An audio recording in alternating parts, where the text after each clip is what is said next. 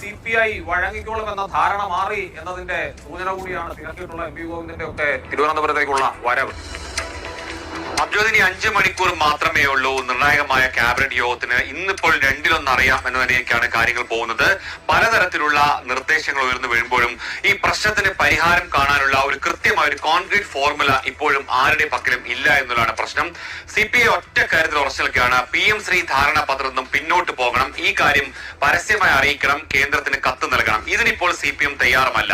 അതിനിടയിൽ എങ്ങനെ ഫോർമുല എന്നുള്ളതാണ് ഈ പദ്ധതിയിൽ മെല്ലെപ്പോക്ക് എന്നൊക്കെയുള്ള നേരത്തെ വന്ന പലതരത്തിലുള്ള നിർദ്ദേശങ്ങളുണ്ട്. പക്ഷെ അതുകൊണ്ടൊന്നും തന്നെ CPIയുടെ രോഷത്തെ തണുപ്പിക്കാൻ കഴിയില്ല. അതുകൊണ്ട് വളരെയധികം ഉദ്യോഗം തലസ്ഥാനത്ത് കേന്ദ്രീകരിച്ചുകൊണ്ട് CPIയുടെ മന്ത്രിമാർ നേതാക്കളൊക്കെ തന്നെ തിരുവനന്തപുരത്തുണ്ട്. അല്പസമയത്തിൽ മുഖ്യമന്ത്രി വിളിച്ച നെല്ല് സമരത്തിന്റെ ചർച്ചയുണ്ട്. അതിൽ CPIയുടെ മന്ത്രിമാരൊക്കെ പങ്കെടുക്കും. മറ്റു യോഗങ്ങൾക്കൊന്നും ഒരു കുഴപ്പമില്ല. ക്യാബിനറ്റിൽ പക്ഷേ കയറണമെങ്കിൽ, ക്യാബിനറ്റ് മുറിയിലേക്ക് പോകണമെങ്കിൽ PM ശ്രീ കരാർ